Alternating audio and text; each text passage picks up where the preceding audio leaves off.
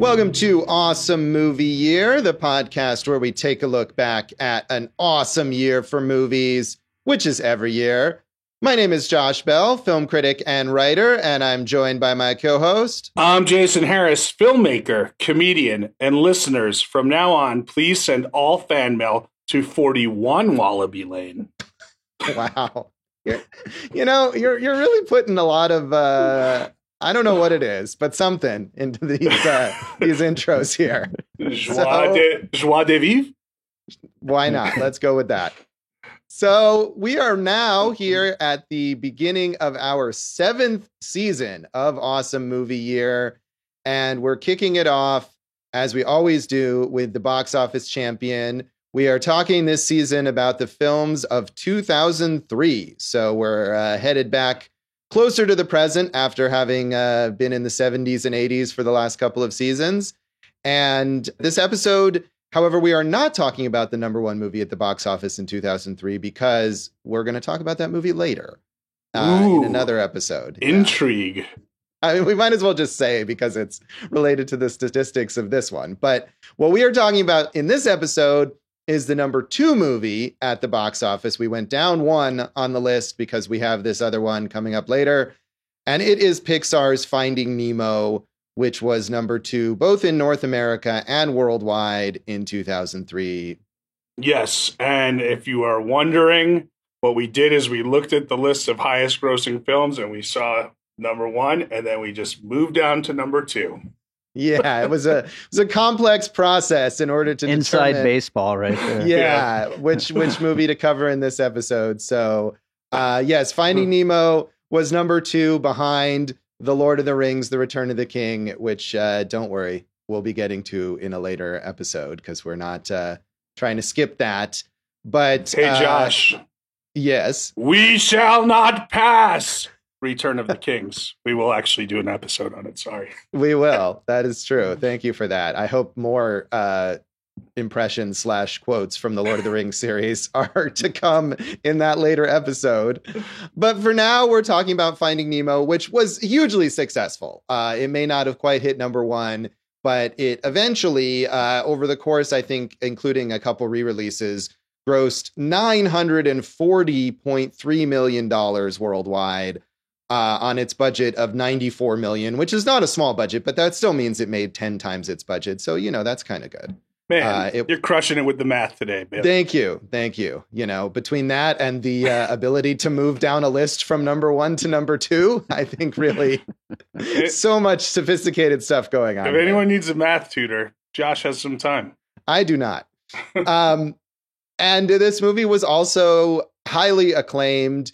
It won the Oscar for Best Animated Feature, which was only the 3rd ever time that they gave out that award. That had started just a couple years earlier. It was the first time that Pixar won that Oscar, which you would think they might just win every year, but they did not those first 2 years.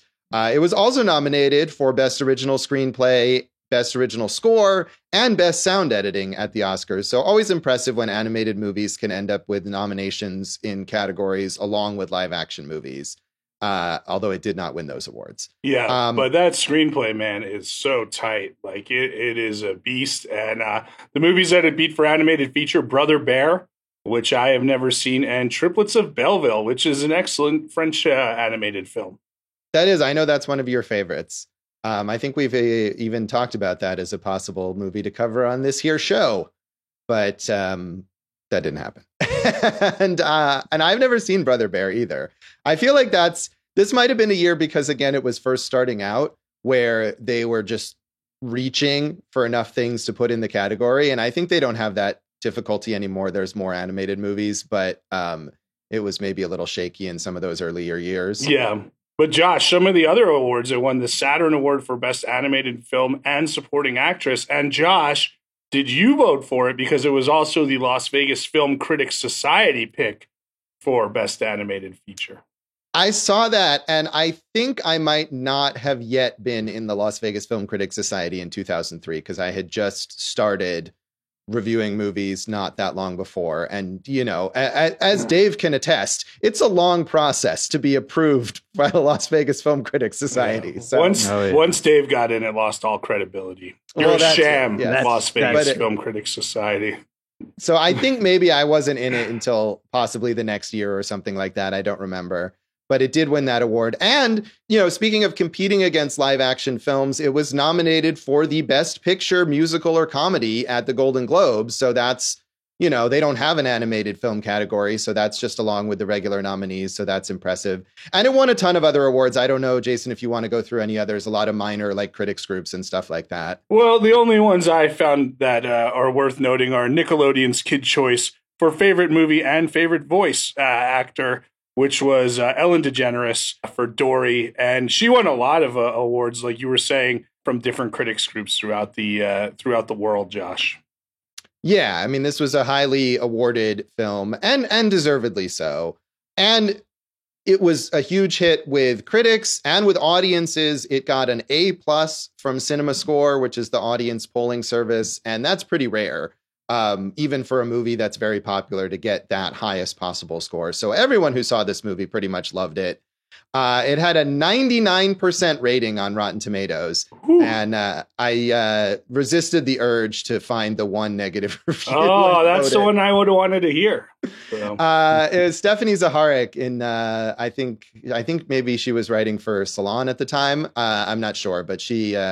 who's a totally respectable critic, but she was the one rotten that I saw in there. I believe what she said was, I hate fun, I hate joy, I hate things that bring happiness to children. She didn't say that, I'm making it up. But I don't know how you give this one a negative review.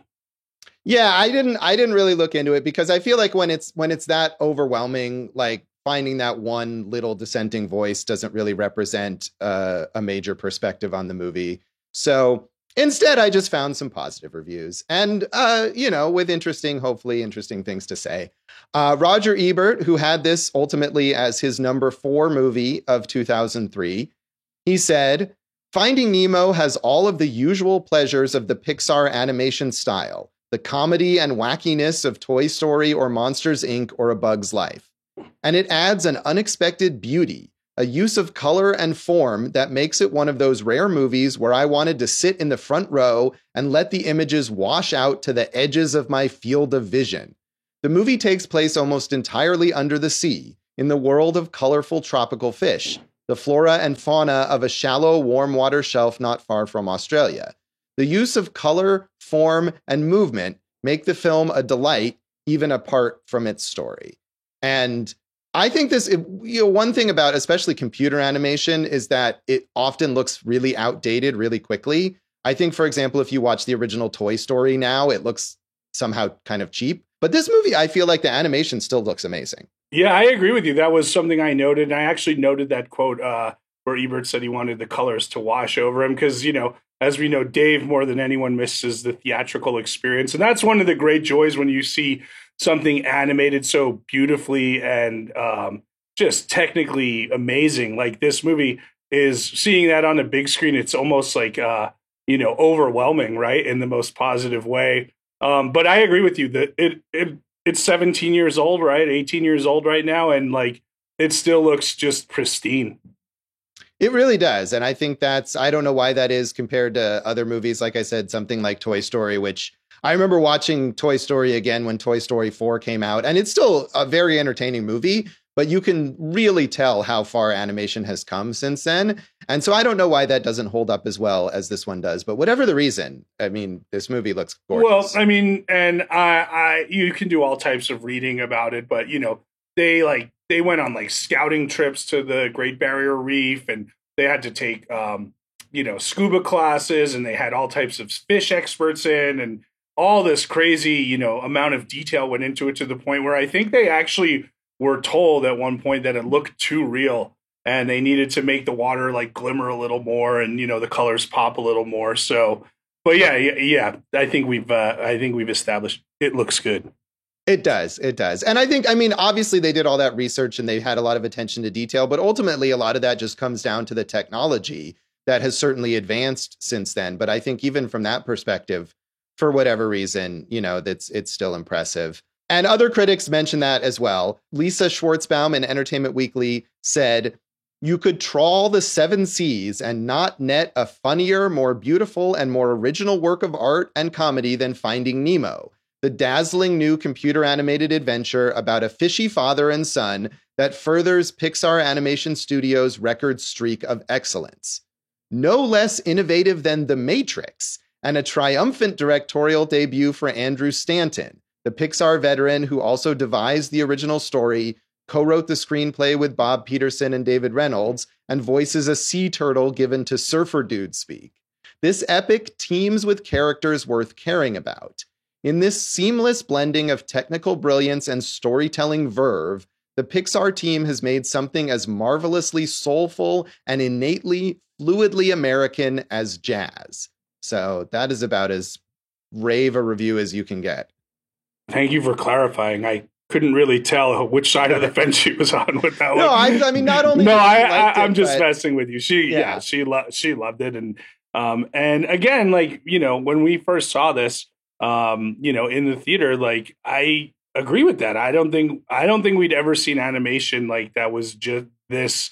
Like, I used the word overwhelming, but I used pristine, but like detailed and vibrant and lively. You know, it all just felt like it was like a new era. Yeah, I think that's true. And I'm trying to remember that feeling from seeing it in the first time, because it still looks impressive now, but I think the impact is maybe less because there's so many other movies that look also that impressive. Right. So I can't quite recall the feeling at the time. I mean, I definitely liked it, but I don't know how sort of overwhelmed, as you're saying, I was. Well, yeah, it's like, I remember I studied, you know, Hitchcock, and, you know, you go back and watch North by Northwest and the crop duster scene, right? And you're like, oh, that's a cool stunt. But like, imagine if you had seen that in the theater, right? At the time, like, that's the most amazing thing ever put on film. And this is kind of the equivalent of that, I'd say, from an animation standpoint. So yeah. I mean, reading all of the reviews, you really get that sense. So finally, Keith Phipps in the AV Club said, "The production team, led this time by writer-director Andrew Stanton, joins a silent comedian's sense of timing to a cartoonist's skill at emotional shorthand, alternating wild comic set pieces with introspective moments, and occasionally letting the two play out simultaneously. Like Pixar's previous films, Finding Nemo mines humors from the oddities of an unknown world, but stays grounded in a familiar one, finding recognizable elements of heartbreak and happiness amid the ink-jetting octopi and irritable flounders." And I think that's important, that as gorgeous as this movie is, like, it wouldn't matter necessarily if it didn't have a great story and great characters. You are correct. And I think that's the most fun, is like, we like the main characters, but there's so many fun little side characters that keep your interest throughout the film. There are, yeah, every little character. And there was, I don't know if it was in one of these reviews elsewhere or another review that I looked at, but some critic mentioned how even those small characters, like the other, you know, fish in the fish tank that Nemo is captured in, have more depth to them than most characters in most like live action Hollywood films. And that might be a slight exaggeration, but certainly they give you a lot to go on with characters like Willem Dafoe's character, Gil, the sort of hardened veteran of the fish tank who's always trying to escape. And, you know, you get a sense of a whole background to these characters, even just in a few little moments. Yeah, they do a great job of each character has a point of view or a, you know, defining trait that, you know, everything that they say or do is filtered through, you know. So I would agree. One of the notes from research was that this is one of the few CGI films at the time that actually had a completed script that they were working from. You know, they usually build as they're animating. And so that probably helped the cause. Right. I mean, Pixar, I'm sure even starting with a completed script, there were a lot of changes and adjustments along the way. I mean, that's Pixar's process. And the thing about making a movie like this is that you can actually fully create scenes and then readjust them and do things that you can't do in a live action film. But I mean, I think one thing that Pixar does in a lot of their films is, despite the sheer amount of effort and the sheer number of people that have to be involved to create a movie like this, that they really allow for them to be personal statements. And, Andrew Stanton as the director and the co-writer really puts that personal stamp on this movie. And that goes for many Pixar movies created by various different filmmakers.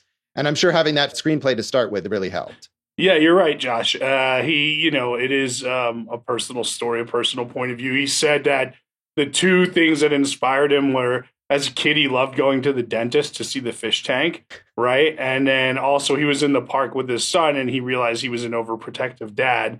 And then he saw some picture in the National Geographic of two clownfish and it all just kind of hit him at once. So you're really on the ball today, Josh. Why, thank you, Jason. So as we established, we both saw this in the theater, and given my poor memory, I have to ask, did we see this together? We did. I have the good memory of us. Josh, I was living in LA at the time and, trying to make it in the industry, as they say, which is short for film and television industry. Right. And that's why you almost made it, because you knew the lingo. That helped. That and the ability to move down lists from number 1 to number 2. But yes. I remember just like not being in a good place mentally. And you as you often did, had a movie screening to go to. It was ahead of time. And I drove up from LA because I was planning on driving up anyway. And I got in and we saw it that night. And it was like, I'm not going to say life affirming or like, like a religious experience, because it wasn't that, but it was such a joy to watch. And, the more you kind of go over it and look at the structure of it, you're like, man, they just hit this thing out of the park. So I do remember us seeing it together and just right away, just thinking, man, that's about as good as it gets. Yeah, that's a great story. I don't recall any of that. But I love that it was so important to Jason and you just don't remember being there. I mean, it sounds like it was important to Jason for a lot of like his own personal internal feelings, not because of something that we did other than seeing the movie. But I honestly, like, I knew that I saw it in the theater and I looked up my review, which I didn't quote because it's very poorly written. And when weirdly focused on the idea of like lots of news stories about kidnappings happening at the time and how this was sort of like a response to that, which I don't remember anything about that. Anyway, I don't think so either. So I knew that I had seen the movie just because like I have that information, but I don't recall a single thing about the experience really. And that was why, not only related to hanging out with Jason, but also like I was saying, I don't really recall how wowed I was by the movie, seeing it in the theater, and whether it really like made that same impact on me. I gave it a good review, but other than that, I don't know. So thankfully, I saw it again because much like Dory, apparently, I can't hold on to any memories. Well, if I was going to defend you, Josh, you have had to see more movies than probably anyone I know as a critic. So, that would be how I would defend you. Of course, it doesn't hurt that you don't remember what a special night we had. Sure. But that's really irrelevant. Yeah. I mean, I think that's the thing. I can assume that like we saw many movies together and I always had these movies to see for work purposes and you were always invited to come along. And so, it all kind of runs together. That one I definitely remember because I left LA specifically to make it in time. And it was just kind of what, sometimes, you get what you need from art, and if it just makes you feel good, sometimes it's a concert or a film. Like it really was uplifting at the time for me. Yeah, no, that's great that it had that personal impact for you. And I was just like, this is another thing to do for work tomorrow. Dave, did you see this at the time that it came out? Yeah, definitely. I remember loving it. He was with us, Josh. No, that I know he was not, because I didn't know Dave at that time. So I can be certain you can't gaslight me on that one, Jason.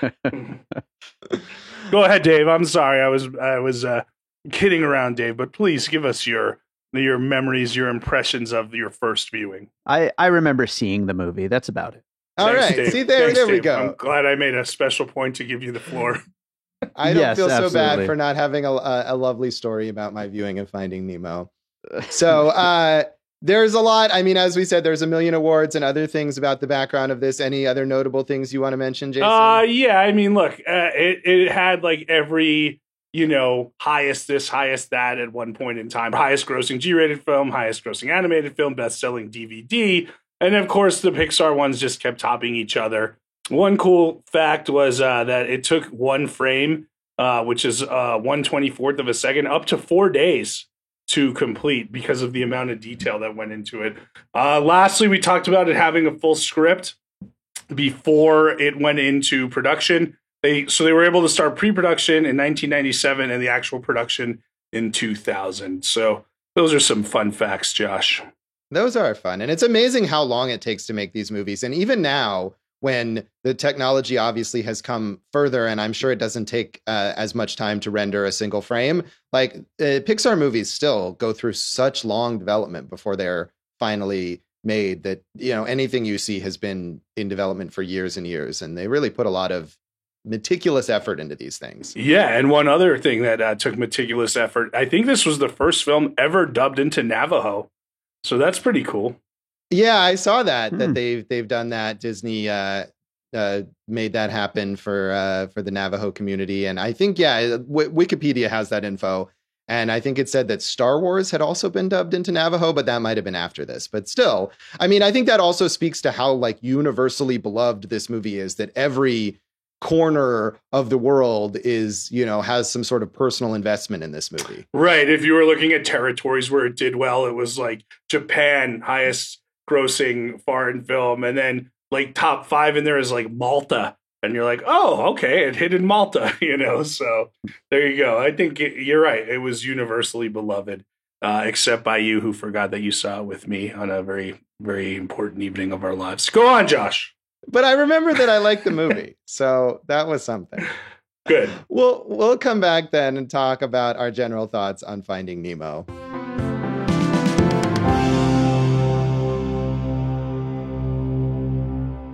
Welcome back to Awesome Movie Year. In this episode of our season on the films of 2003, we are kicking off the season by talking about the number 2 movie at the box office, Pixar's Finding Nemo, which, as we just established, is universally beloved. And I don't think any of us are going to contradict that in any way. This is a great movie. It is a great movie. There's so much going on that we've already talked about. And I don't know if there's ever, I know this is used in screenwriting lectures and classes. And Craig Mazin, who I've mentioned before, who, co-hosts Script Notes and, wrote Chernobyl. He always mentions within the first minute, we've established that the main character has one of the most giant obstacles ever. And then we're going to just keep throwing every possible obstacle on top of that for him to overcome because of the love of, he has for his son. So they do a really good job of structure and making every moment count on screen.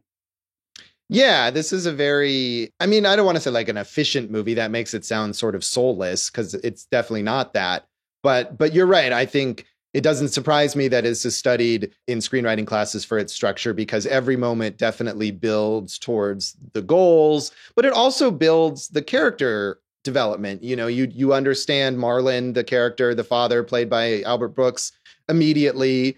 But as we were saying earlier, even these small side characters have their own perspectives and their own inner lives. And every moment that they're on screen or that they're involved in the story, not only do they move that story forward, but they reveal a little something about themselves. And, even the very minor characters like the pelican who is helping the fish in the dentist's office to try to escape has his own sort of fastidiousness, and you get a sense of his personality. So, I feel like that's something that Pixar does really well in all of their films, but it certainly is really effective here. I think probably this is the best version of that. Toy Story does it with a lot of characters too, right? But this one maybe has the most amount of most memorable characters. Even Jacques the Little Cleaner, Shrimp, who's just when they try to get the tank filthy and Gil catches him cleaning, he's like, I told you to stop. And he goes, I am ashamed of myself, just really funny stuff all the way throughout. You mentioned Nigel the Pelican, which I think is Eric Bana's voice. He has one of my favorite scenes in the entire movie. It's when, the story of Marlin crossing the oceans and this like legend has built, and he hears it and he goes and he tells Nemo, and Nemo doesn't believe it because he knows his dad is so scared of anything he'd never leave the anemone, whatever. And then he's like, no, his name is and he kind of convinces Nemo, and like it's just like, and Nemo's able to believe in his dad again. Like that's a really great moment in this movie. Yeah, there's a lot of really nice moments. I mean, they get, as those reviews point out, they get the emotions in there, and the emotions are affecting. It's not just about the dazzling visuals. And I don't think it's ever, you're never so distracted by the way the movie looks that you're not paying attention to the characters or the emotions. And that may go to what, Jason, what you were saying about the idea that at one point it looked too realistic and they had to kind of dial that back because that can almost be distracting. I remember watching Toy Story 4 and thinking, this looks too realistic. Like, this is a story about toys that have come to life. It should not look this realistic. So I think there's a balance there that this movie gets right. Well, you just went Duke Kaboom all over Toy Story 4, Josh. I like Toy Story 4, but that was certainly one thing that I felt like was maybe miscalculated in that movie. Did you have a favorite little side character? I don't know if I had a favorite. I mean, they all have their own amusing. I'm always happy to hear John Ratzenberger show up, who's sort of the Pixar good luck charm, who always does a voice, sometimes a very, very brief voice, but he voices all the, I don't know what kind of fish they are, but the ones that kind of swim in unison. They all have they all have his voice, and they create little images of other fish. And that was a fun moment. Those are called moonfish. Yeah. Yeah. AKA Cliff Clavin from Cheers. And also, if you put his box office together because of all the Pixar movies he's been in, I think he's like the highest grossing actor of all time, right? So it's like him and then like Tom Cruise or something like that. So I also, of course, like it's always fun to hear Brad Garrett, and I think he does a great job with Bloat, and just that kind of deep booming voice played against the other voices of the Tank Gang is a lot of fun there. So I like that, but obviously it's that main relationship between Dory and Marlin that carries this thing. And, they really, really nailed that as far as them learning about each other, learning to like each other, and, relying on each other's strengths to accomplish their mission. Yeah. And that it's impressive that you think the central sort of emotional arc is going to be about Marlin learning to be a less overprotective dad and to trust Nemo and to be able to, have his own bravery so that he can go out and save his son. And there's all of that is there and is important. But that other arc with him and Dory about the friendship and about him opening up and allowing her to help him and things like that is also central. And in a way is more central, if only because they're a little more memorable as characters than Nemo is. And the way that it balances both of those things, I think, is impressive, to the point where when they made a sequel, it wasn't really about the relationship between Marlin and Nemo. It was about Marlin and Dory. Right. And there's that moment where they're on the whale's tongue and, Dory, very funny scene that could have gone horribly wrong, right? Where she's speaking whale and everything. And, he says to just let go and, slide back in his tongue and everything's going to be okay. And he goes, how do you know nothing bad's going to happen? And she goes, I don't. And like at that moment, he just, kind of lets go and goes with her. And the whale, shoots him out of the blowhole into the Sydney Harbor. I think that's like a perfect movie moment right there. Yeah, it's a very nice moment. It certainly. Thank you, Josh, for reaffirming. Right. I think maybe I'm not as no. I like this movie a lot, but I wasn't quite as emotionally invested. And that's fine. I'm just saying, like, objectively, that moment is like technically from a writing and performance and story standpoint, as like it's a perfect movie moment. It builds to the perfect conclusion of that moment. Yeah, everything about this movie, you can really admire how it's constructed from all of those standpoints. Was there anything you didn't like? Because, let's talk about that. Yeah, I feel like just because, I don't necessarily think this is a perfect movie, that doesn't mean that I disliked it. I was feeling a little bit towards the end, like, okay, let's just get them reunited. Like, they've gone through so much. Yeah. And this isn't a long movie, but it felt a little long to me when it gets toward the final climax. And it's like, oh, here's one more thing. Like they're so close. But wait, they when they end up in like Nemo's in like the sewage treatment area or something like that. And it's like, all right, just get to it already. So I got a little impatient there, but I mean, I feel like that's sort of nitpicky. Like this is a really good movie. And I certainly wouldn't not recommend it. And I do also think it's probably one of Pixar's best. I mean, I'd have to revisit a lot of these that I haven't seen in a while, but yeah, I don't want to be like down on any aspect of the movie, but that's fair. That's literally the exact same thought I had is like, how many obstacles can you throw at these guys before you get fatigue as an audience member of, so when they get caught in that giant net after we've had the reunion and it's, now we have to work together and just keep swimming and swim down. You're like, it's just another obstacle and you're a little worn out by it, but you're right. It is just super nitpicky, but I think it's a fair nitpick.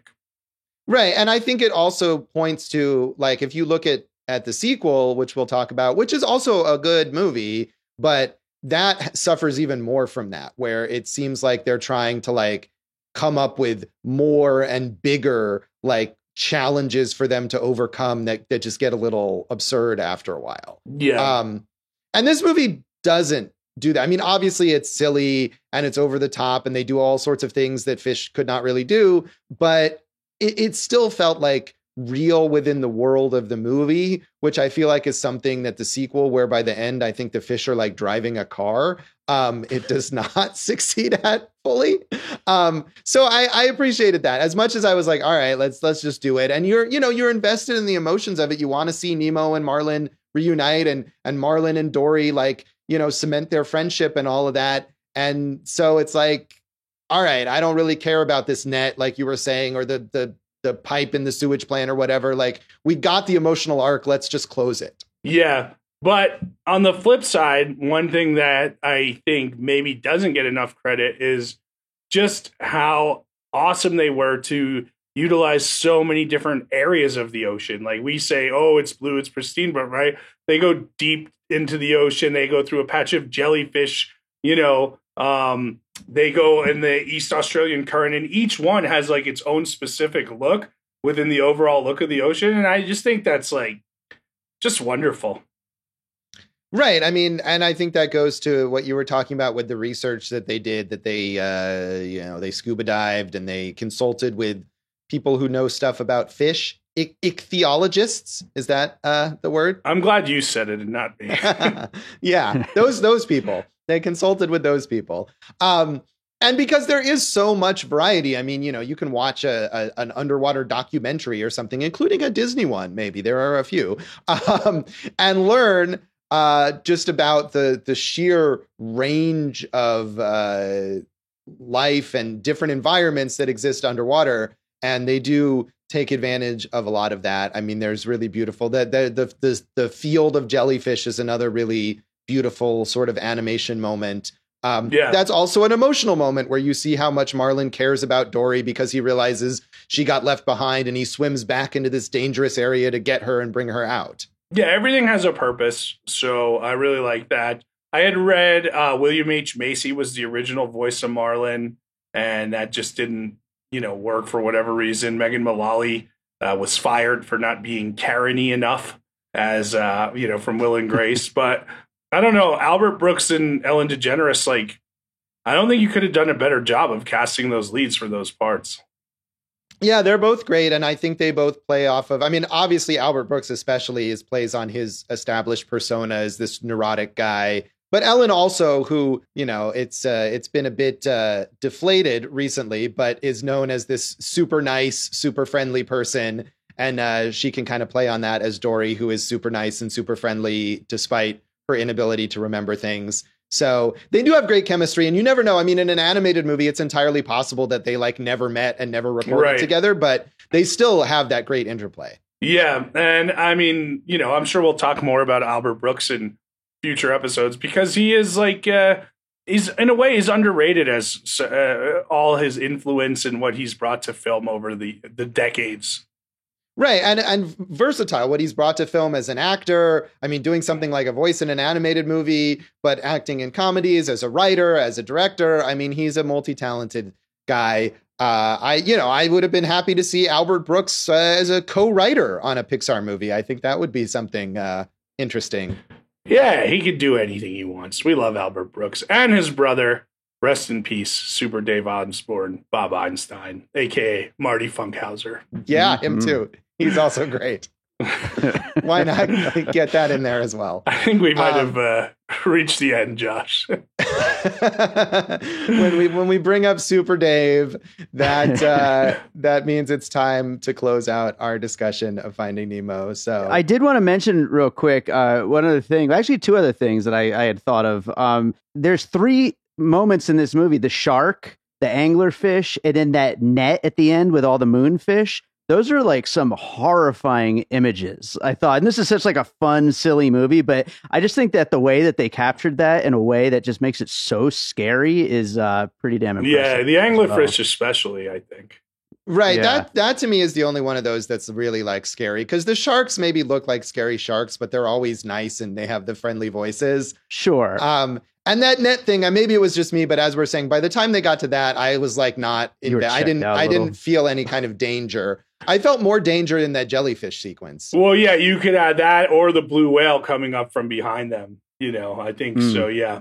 Right. But again, kids, I think Dave makes a point there where like, if you were a kid, that would feel dangerous. Right. Well, and have you watched this with your daughter, Jason? How did she? Yeah. We love Finding Nemo. Yeah. Was she scared at any of those moments? Well, we didn't get to watch it this time together, but we watched it in the past. So I think her reactions were totally, fitting of what you would expect a kid to be. But now I wonder, as she gets a little older, if she just would enjoy it for, what we see it as. Right. She would definitely be very interested in the animation process. Yeah, that and Albert Brooks' comedic timing. It's a big deal for her. So. Right. Makes sense. Yeah. What was the other thing you wanted to mention, Dave? Just the entire sound design that Thomas Newman scored, just all of it, just incredible work here. And I mean, Pixar is always pretty great with that stuff, but it just has such a feeling, that under the sea feeling to it. Right. And that, I'm sure, I mean, the score, again, obviously was nominated for an Oscar and is great, but the sound design, I'm sure, also comes from that research that they did of talking to experts and going underwater. And it is part of creating that immersive world. It's not just the visuals. So that's true. I mean, you always feel like you're right in there with the characters. I mean, obviously, fish don't really talk, but other than that, I know. Sorry to burst your bubble there, Jason.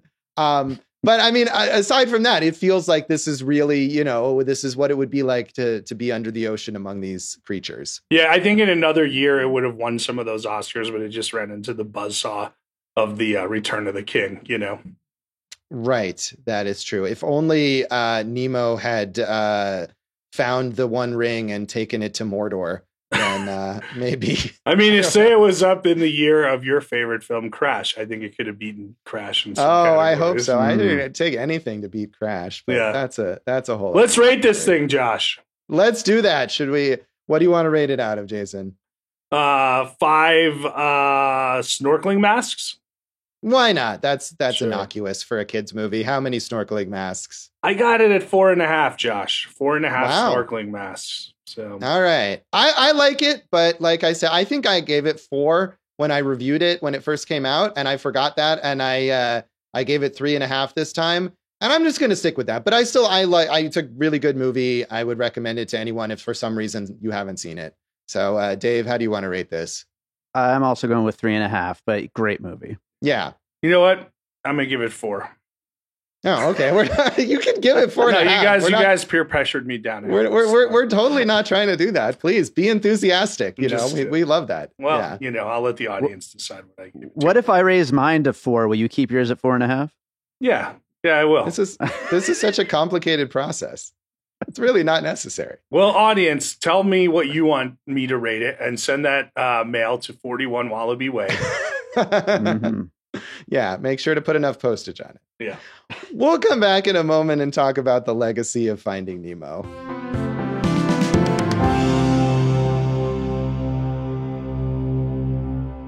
Welcome back to Awesome Movie Year. In this season premiere of our season on the films of 2003, we've been talking about box office almost champion Finding Nemo from Pixar. And in terms of the legacy, I mean, we mentioned, or I mentioned a little, the sequel, Finding Dory, which came out in 2016, which it's a fun movie. It's I haven't seen it since it was released, but I remember enjoying it. But it's no Finding Nemo. So do you like Finding Dory, Jason? I do like it. I don't think it's as good as Finding Nemo, but it's very good. It made over $1 billion worldwide. So and I think, again, critical acclaim was, if not as big as Finding Nemo, deemed a worthy sequel. Yeah, I think so. And it was part of a wave of Pixar making all these sequels, which was something that they had mostly shied away from. And I think people, anytime that Pixar makes a sequel, people are wary of, can they recapture the magic of the previous one? Because so many of these Pixar movies are beloved in such a personal way by so many people. But I think for the most part, they've met that skepticism that most of the sequels that they've made have been worthy of the previous movies. Yeah, I agree. I like the Toy Stories. I like the Monsters, Inc. I actually like the Monsters, Inc. sequel probably better than the first one. And then this one's good. But also one of the reasons they didn't make those sequels for a while is because they were, in legal battles with Disney, because Michael Eisner, shockingly was being a dick and was trying to take over and, do his own versions of these movies. Right. And of course, that problem was solved by Disney buying Pixar, which is how Disney solves all its problems. It was it worked. Right. I mean, obviously, Pixar has thrived since being purchased by Disney, and that purchase allowed a lot of the Pixar creative team to move over and have strong influence on Disney's main animated films, and to the point where sometimes it's the distinctions are a bit blurred. But yeah, Pixar continues making great movies all the way through Soul, which came out at the end of 2020, and I enjoyed. Did you like Soul, Jason? Yeah, I liked it, and I know Dave liked it too. Josh, that kind of like synergy between the two. I remember when Pixar was brought into the fold at Disney, like the parks weren't doing well, and then they were like, we're just gonna make Pixar rides, and like, there are Finding Nemo attractions at these amusement parks now, so don't go until you've been vaccinated. Good advice there. There was a 3D re-release of this movie in 2012, which I didn't see. Dave, did you? I know you always go to the theater for things coming back. Did you see that? I completely forgot about that, but I think I did. I'm pretty sure I did. Do you remember if the 3D enhanced the experience at all? I doubt it enhanced it, just like it never really enhances anything, but I'm sure I enjoyed it. Yeah, well, I'm not big on 3D either. So, Jason, I didn't go to that. I assume you didn't either. No, I didn't, Josh. I had such a special time seeing it with you. I just wanted to hold that moment for what it was. Well, that's nice. I mean, the other possible answer was like, of course I went, and so did you, and we went together, and it was another special time that you forgot about. Yeah, no, I mean, I hadn't seen it in a while after I first saw it. But I definitely feel like from a structural standpoint, like even when I'm writing, I've definitely, let's say, nicely been influenced by it on some things, and let's say more critically ripped it off. Well, if you're going to rip something off, you might as well go with something. I'm not gonna say purposely ripped it off, but sometimes you look back and you're like, oh yeah, that's definitely a Finding Nemo thing. Yeah. So, but more negatively, let's talk about two of the negatives of this legacy, Josh. Did you ever read Pierrot the Clownfish by Frank Le Calvez? I did not, but I know that was something where he accused them of plagiarizing. But I feel like almost any movie that becomes a massive sensation ends up with one of those lawsuits that's dubious. Yeah, well, I mean, I saw a cover of the book and it looked pretty similar, but whatever. And then sadder was, I found this quote from National Geographic, Josh. Ironically, Finding Nemo, a movie about the anguish of a captured clownfish, caused home aquarium demand for them to triple. So more people got them, and then some people released their fish and didn't know how to do it correctly and killed fish. And this is why robots will rule us all one day.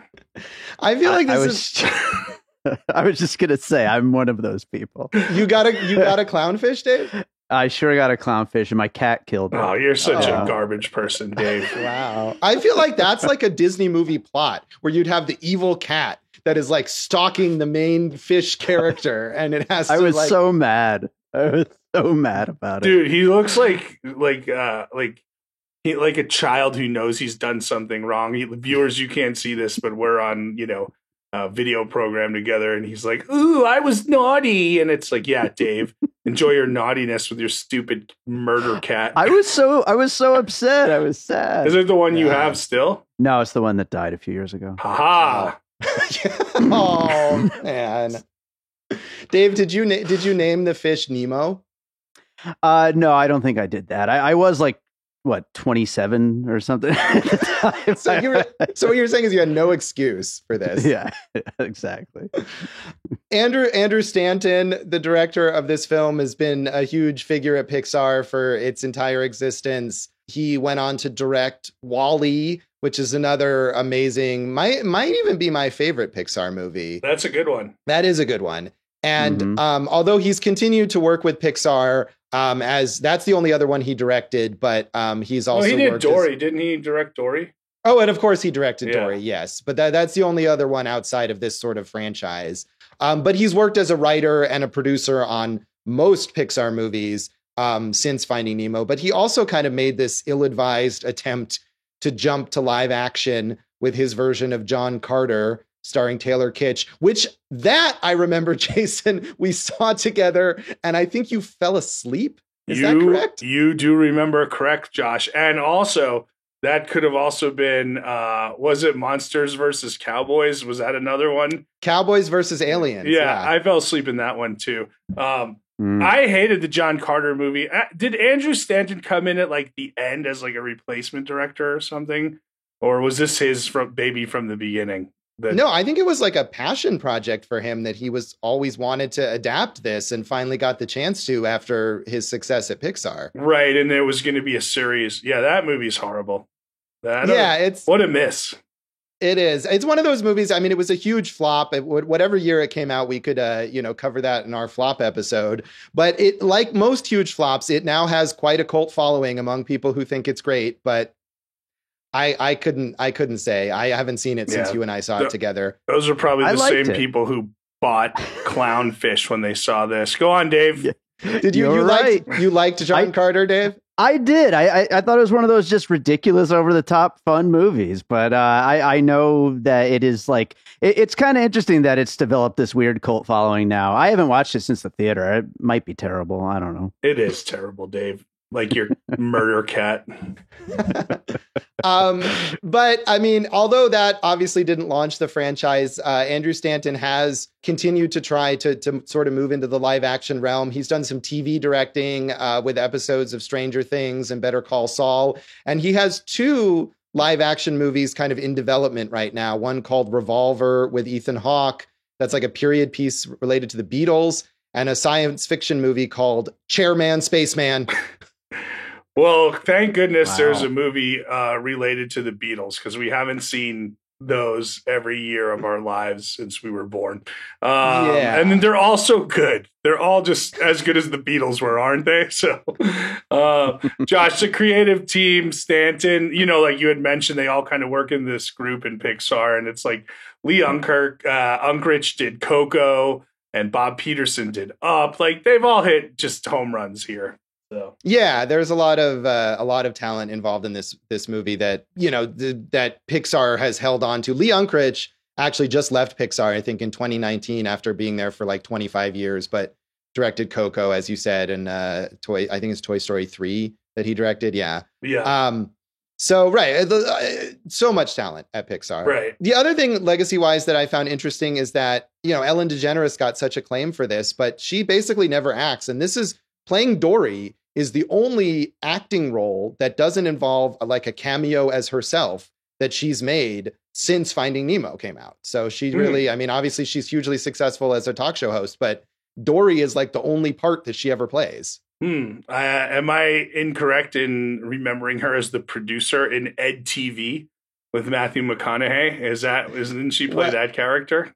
Maybe. I don't know. What year did Ed TV come out? I feel like that came out around the time of the Truman Show, and there were like two movies about like life as a reality show, and I'm pretty sure she was the producer / love interest for Matthew McConaughey in that one. Yeah, that came out in 1999, so that was 4 years earlier. So again, this was like the end of her acting career here. Yeah, I don't think she's good. Like, we know that, so she could still be acting. I think she chose to, just go into hosting and sometimes game show hosting or award show hosting, along with her very successful TV show, which, as you mentioned, has found controversy during the pandemic for her being a meanie. Would we say that? So yes, I think that's a one way to put it. And she's got some good stand-up specials too. Right. Well, I mean, and I'm not trying to imply that she like failed as an actor or something. She obviously chose to take her career in this other direction. But I just thought it was interesting that she got this acclaim, and that was kind of her swan song as an actor, as playing a character. Was this here? And I mean, in a way, because of her reputation as a meanie. Maybe playing characters would be better for her, because the reason that people care about that is because she sells her persona as herself on that show as being this super nice person, which is more important when you are trying to say that is your genuine personality. Yeah, and that was one of those where like Twitter took over and like hashtagged her, and there were all these stories of what a meanie she was. And I'm sure she is, but Dory is lovely. Do you want to talk more about how much you love Albert Brooks? I mean, I do love Albert Brooks as a comedian. I think he's like as good and as smart as there is. And he had one of my favorite bits of all time that he used to do on like the variety shows of like the 60s and 70s. He would do a ventriloquist act, but he would pour the glass of water down the dummy's throat. So the act was he would talk and the dummy would drink the water. That was pretty funny, I thought. So maybe I didn't sell it as good as it should have been. Do you have a favorite Albert Brooks movie or performance, Josh? I don't know. I think a lot of his early comedic movies I actually haven't seen, or some I haven't seen in a long time. But I always we talked about how versatile he is. I mean, he was nominated for an Oscar for his dramatic role in Drive, and I think that was a great, even though I don't really like that was movie, awesome, yeah. But him using that personality of his and the sort of perception of him to flip it on its head and play this really like dangerous, menacing gangster. Yeah, so. Well, no, I mean he's a good dramatic actor. We saw going back to like Taxi Driver and stuff. So and he's done some big ones. Obviously, Broadcast News and Defending Your Life, I think, are probably the height of that. Right.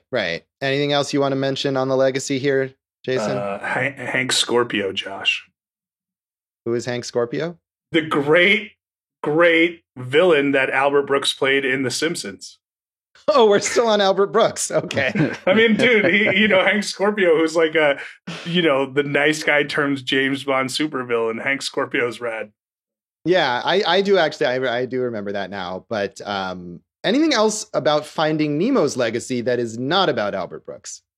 Dave murders fish. There you go. Dave murders fish. Let's leave that there. That is Finding Nemo, and that is this season premiere episode of Awesome Movie Year. You can follow us on social media. You can. I'm on Facebook and Instagram as Jason Harris Comedy, on Twitter as J Harris Comedy, and my website, goforjason.com, somewhere deep, dark in the ocean of the internet. We're at awesomemovieyear.com. Check out the About section. Awesome Movie Year on Facebook and Instagram. Awesome Movie Pod on Twitter. Spacejam.com. Oh, we're back to mentioning spacejam.com. Thank you, Jason, for that. I'm at joshbellhateseverything.com, which I think I can no longer say has new content, because I've been saying that for many episodes now, and it's not really that new anymore. But maybe there'll be more stuff there eventually. Josh Bell Hates Everything on Facebook and at Signal Bleed on Twitter. And check out our producer, David Rosen's awesome podcast, Piecing It Together. You can find Piecing It Together wherever you listen to podcasts, and follow us on social media at Piecing Pod. We also, on the Patreon, the By David Rosen Patreon, have a bonus episode from our recently concluded 1984 season on Purple Rain. And what else is on the Patreon, Dave? Well, we have advanced episodes of Piecing It Together. Got a bunch of stuff from my music career going up on there very soon, and stuff that's already been up there for a while that you can check out if you haven't seen it yet. And I look forward to seeing what the bonus episode of season 7 will end up being of Awesome Movie Year. Yeah, maybe if we get to double-digit patrons, we can do some extra bonuses. So I would love to see that happen. We can hope. But in the meantime, what is in our next episode? Josh, it's the first feature, 2003. It's a lovely film. I don't know if I hope that we're going to introduce it to some people who don't know it. Tom McCarthy's The Station Agent. So tune in next time for The Station Agent, and thanks for listening to Awesome Movie Year. Thank you for listening to Awesome Movie Year. Make sure to follow Awesome Movie Year on Facebook, at Awesome Movie Pod on Twitter, and at Awesome Movie Year on Instagram. And if you like the show, review us and rate us with 5 stars on Apple Podcasts.